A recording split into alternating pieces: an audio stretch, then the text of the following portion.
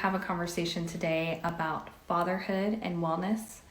And in this conversation, we are going to talk about all the things that are impacting fathers and keeping their mental health, their mental wealth together. And we're going to have a lovely guest, and I'll let him introduce himself when he comes on. Thank you all for joining us today, and I look forward to this conversation. Welcome. Finally, there we go. What's up? What's Can you hear up? me? Yes, I can hear you perfectly. Perfect. I'm so happy to be here. So happy to be here.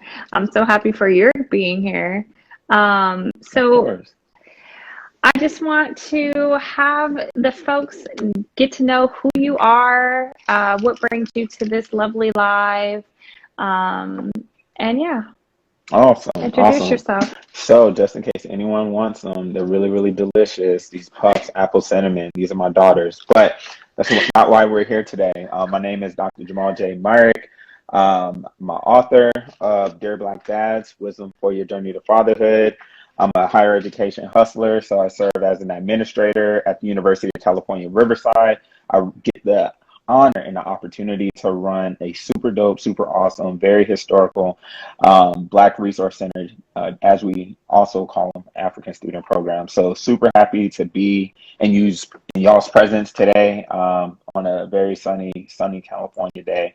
I know that lovely man. Oh, thank you. Thank you. Again, happy to be here. Happy to have a conversation that's very near and dear to my heart. I often tell folks there's no better hood than fatherhood. And so I'm happy to be present, happy to share space with you, my wonderful, dear colleague, mentee, and everything in between. So, Yeah, lovely mentor. Yes, he is amazing. I get all the kudos to him. So, can you tell us what the vision was behind Dear Black Dads? yes, I think somebody might fight you for biggest fan award to win. But so last year, for folks that don't know, just to kind of give some context, I have an 8-month-old daughter. She is phenomenal. Named KJ. KJ is short for Carter J. And she's amazing. I love her. It's my heart. And yes, she is somewhat kind of a pandemic baby, but not really because we got pregnant before the pandemic actually started. But in that journey of, we found out that we were having a child, and so super excited. So of course, we did what any new parent is going to do. You're going to look for books, right? You're going to look for materials to kind of help you figure out what the heck is going on. And one of the things that I found is not a lot of information, insight on Black fathers. I would talk to a lot of my friends that are dads, and they would tell me things, but I was like, but there's like nothing, right?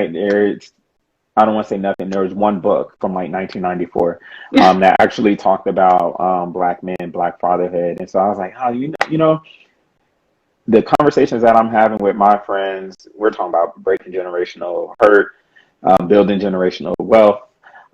We're professionals. And so I really wanted to have the opportunity to just contribute. And as you know, because you're in a doctoral program, as we say in research, like fill a gap. And so this was my opportunity to fill a gap. Now, the funny thing is, what a lot of folks don't actually know is back in college, I actually told my roommate that I wanted to write a book about fatherhood. And I remember calling him. I was like, hey, I'm writing this book about Black fathers. And he was like, it's about time. And I was like, what you mean? He was like, you told me back in college that you wanted to do that. And so ever since then, I was like, oh, I got to get this done. I got to make it happen. But more importantly, this is also why I tell folks, let people know what you want to do so they can hold you accountable, and they could be like, hey, you said that you were going to do this. And so the book has been more than, I guess, 10 years in the making. It just took the pandemic and me actually about to have a child to really make it happen. And so I'm really, really proud of the book. I'm really proud of the narratives that we got to share within the book. So we had the opportunity to connect with about 27 Black men, Black fathers, Black dads, men that are very, very present in their child's lives.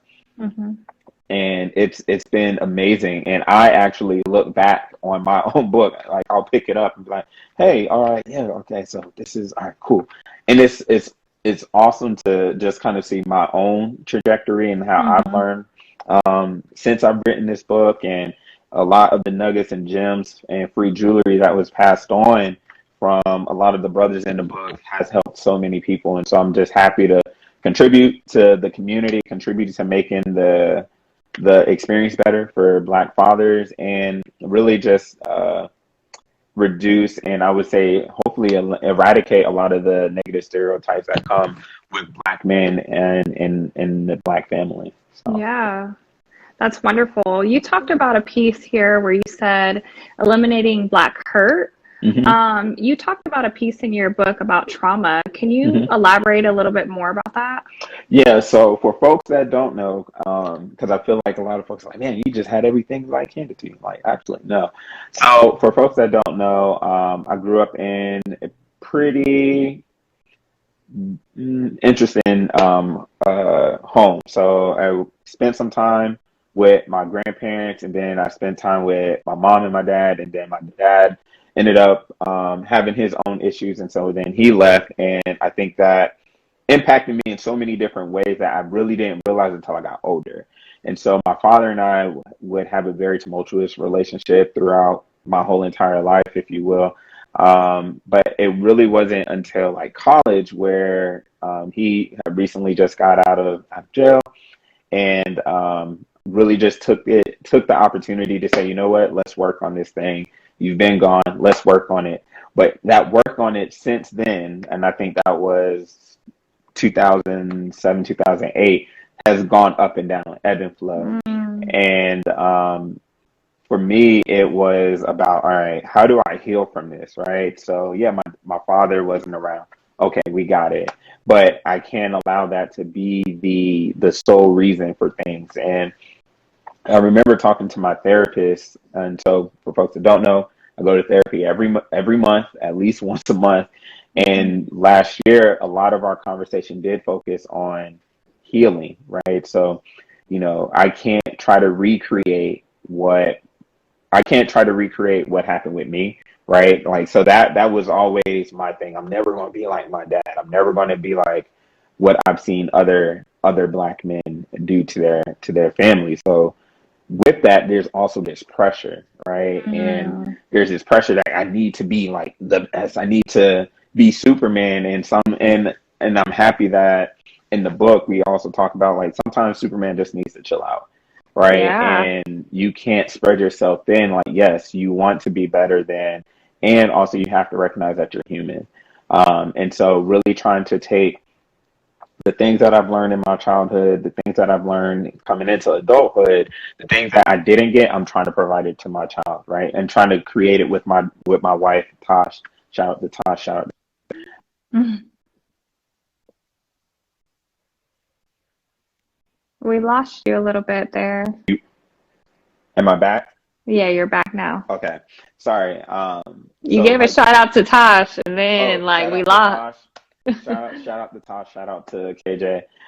But really trying to create a really positive environment for her where she doesn't really have to want for too much, or like actually talking to her, right? Talking to Yeah. her being my child, like actually having conversations with her.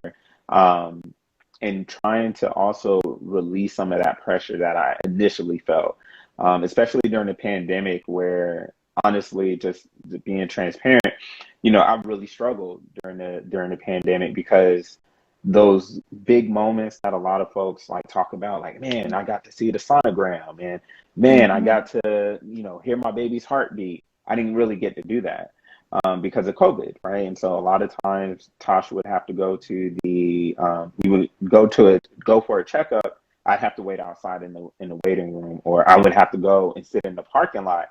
And so a lot of times I'm like, oh my God, I'm being a terrible father.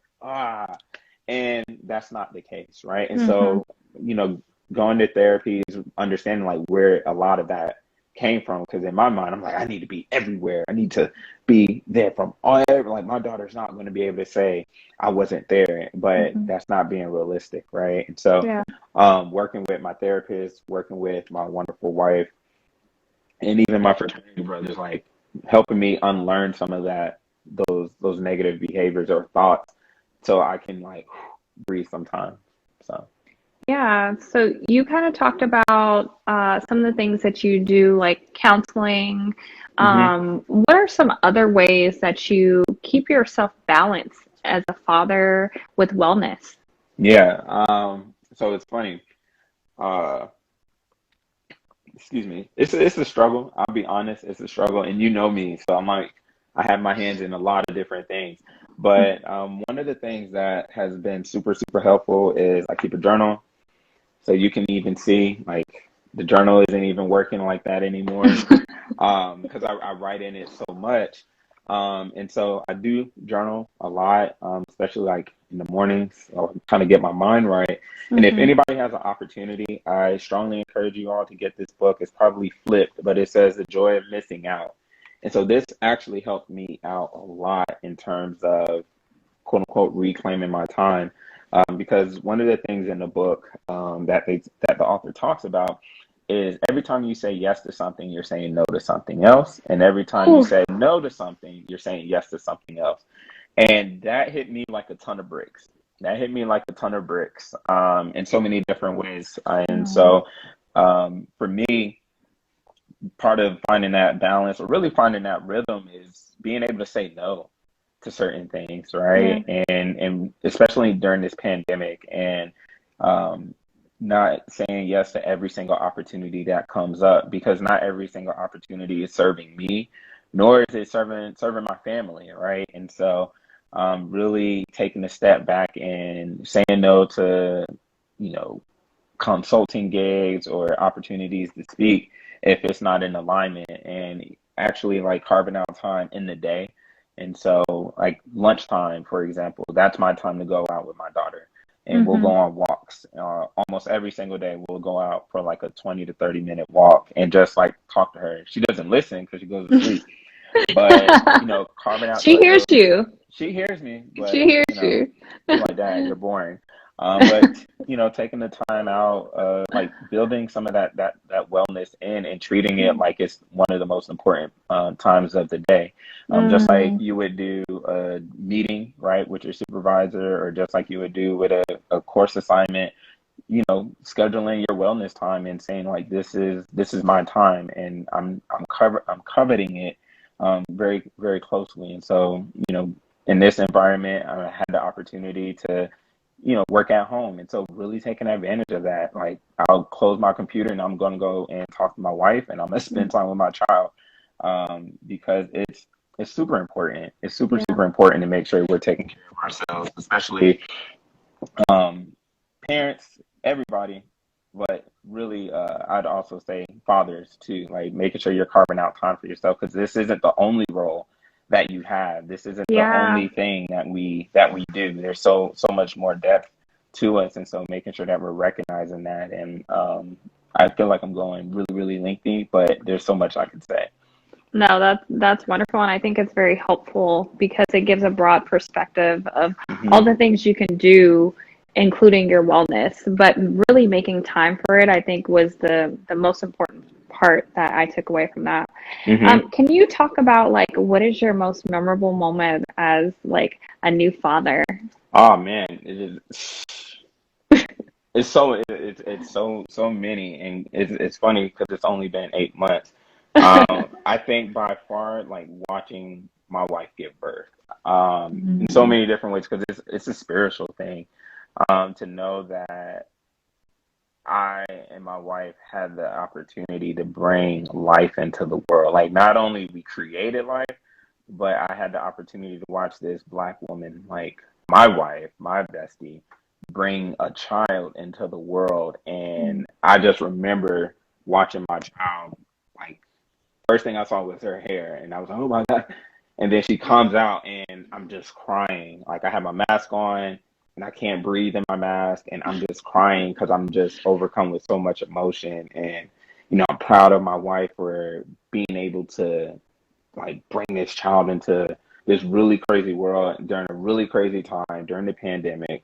So, mhm. like, I think for me, by far, that's been one of my all-time, that's like my all-time favorite moment.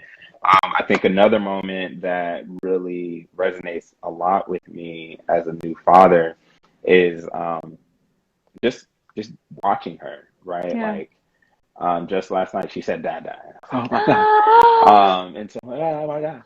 And there's these moments that she just continues to surprise me, and like she recognizes me. So, my wife always jokes like she knows when I'm around and she knows when I'm leaving. And Yeah. I'll come inside the house and she'll hear the door and she'll like stop and then she'll smile. And like that to me is one of my favorite moments too. So by far watching my wife give birth and like watching Mhm. my child come out. And then I would also say, like I said, when I come in, like she recognizes me and Mhm. she like wants me. So. Yeah, that's Mhm. beautiful. So, can you tell me what does support look like in wellness for your partner, for Mhm. Tosh? Because you're in a union and a partnership, Mhm. and wellness for you looks like you talked about before, but what does that look like for her, and how do you support her to get that? Yeah, so I think that's where I try my best to figure it out, right? And I think for her, it's like rest, right? So taking naps, Hmm. going to the spa. So her push gift was like the top membership at one of the best spas in the area. And so it's like, no, like go to the spa, like I'll figure it out, right? Hmm. Or sometimes just taking our daughter and going outside, and so she can just have some time to be on the phone, play a game, watch a show, or something along those lines. And sometimes it's going to get her favorite snack, and we just talk.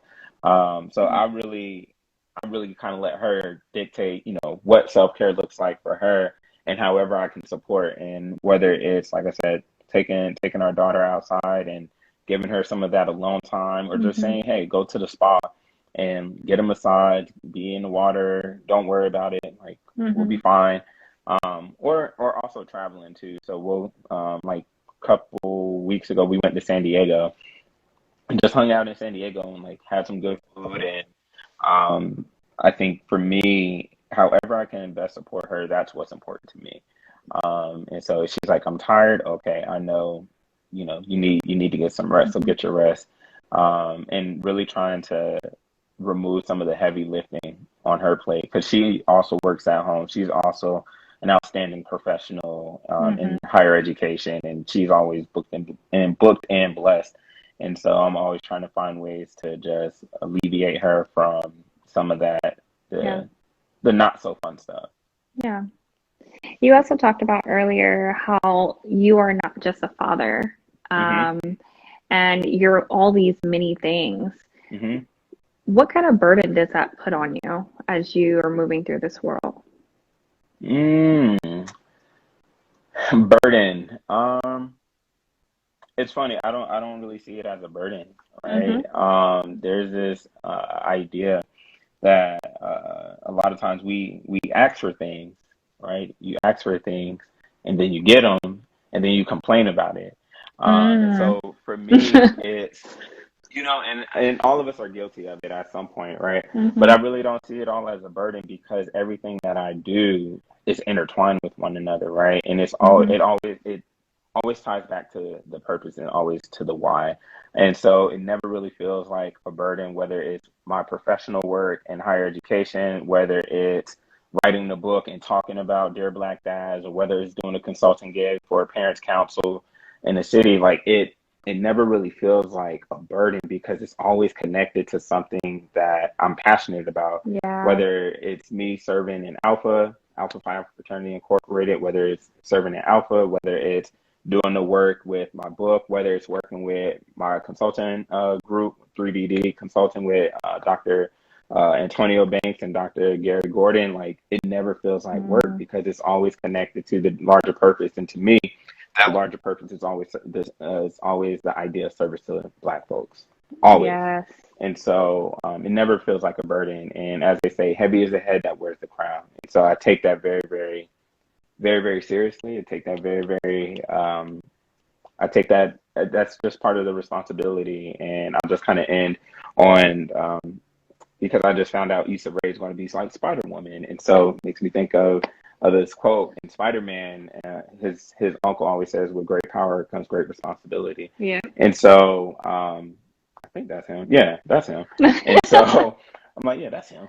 If not, don't come from my head, y'all. But that I do take that very, very serious. And so, like, with great privilege comes great responsibility. Yeah. And it never feels like a burden. Yeah. So to kind of close this out, if you could pick a page in your book and just give us a read. Okay. I already got the page. Oh, you already got Yeah, the page. I already got So the page. so Already give got us the page. the read, and then and just let us know why that you chose that page Yes. in particular. All right. So page 10. Page 10, Dear Black Dads. So chapter 1, it means I broke the cycle. Congratulations. Do you want to keep it?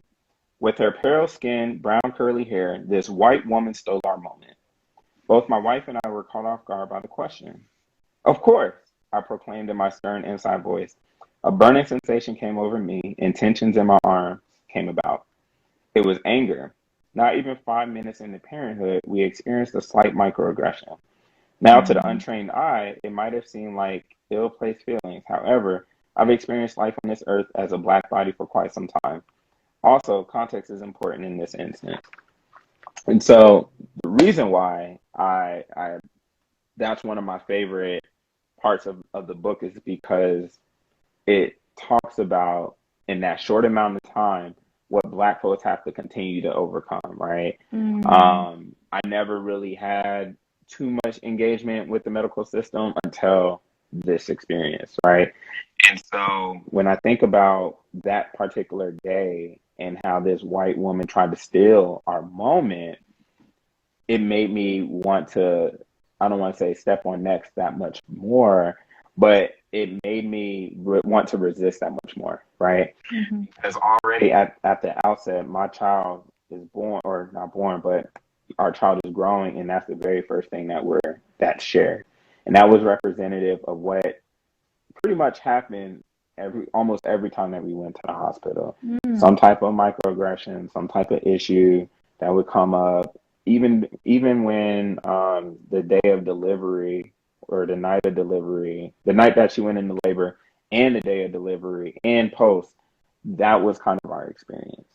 And so when I think about that particular passage, I think about how important it is as Black folks to know, to have knowledge, to go into these spaces, with confidence, to go into these spaces with your head unbowed, because things along those lines, it continues to impact Black folks in so many different ways. And I think about how I went into the delivery room. I came in there and nobody even acknowledged me, right? Like Leticia, you could have gone in there, right? And nobody would have said anything, or no one would have thought different. And so I often go back to that because Black folks don't get the benefit of the doubt, right? Black folks don't get the benefit of the doubt. People don't believe Black folks when we say that these things are happening, right? Yeah. And this is one of the very first experiences that I had as a father, right? And so I always think back to that because of everything that has transpired, right? And my story isn't abnormal. Like, my doula already told me that, hey, you're a Black father, they're going to treat you different. They just treat Black fathers and Black parenthood very differently when it comes to the medical system. And so that was a prime example. But in ever since that moment, when we go to the hospital, we go with confidence, right? We go knowledgeable. Or even when we had to talk to the doctors about the delivery plan, it's like, no, we're doing this, this, and this, and this. Yeah. We're not asking, we're telling you this is what it is, right? And so I often think back to that and that day, because that shifted a lot of how we engage with the medical field and the healthcare system as a whole. Yeah. So let folks know how they can get Dear Black Dads, where they can find it, and where they can connect with you as they move forward. For sure. So, Dear Black Dads, you can actually catch it on 3 different mediums. So, if you wanted to get it on Amazon, You can actually visit the link in my bio on Dr._Myrick. So you can actually get it there. We have it in paperback. We also have it audio. So for those folks that like audio, got you taken care of. And then we also have ebooks. And pretty soon, and this is, what do you say? What do you call it? A little sneak peek. There you go, a little sneak peek. So actually, in the next couple of weeks, you'll start seeing Dear Black Dads at Barnes and Noble. You'll be able to order it. If you have a library, like if you have the library app, you'll also be able to get it in the library. And that was very intentional for folks who may not have the funds to actually purchase the book. That's totally okay. You can get it in the libraries. And you can tap in with me again at Dr._Myrick, or you can reach out on my website, melanatedandeducated.com, as another opportunity to engage and connect, which I welcome. So welcome, welcome. And hello, beautiful, in Enmology Skincare. I'm gonna take it. You talking to me, so thank you. I'll take that. No, I'm just kidding. Well, I want to thank you so much for your time, and I really appreciate you having this conversation. Y'all, this is my mentor doing great things. I follow in his footsteps. I thank you so much. And I hope you have a good rest of your day.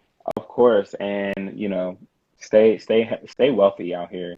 Stay wealthy and stay healthy in so many different ways. So much love. Much, much love. Peace, y'all.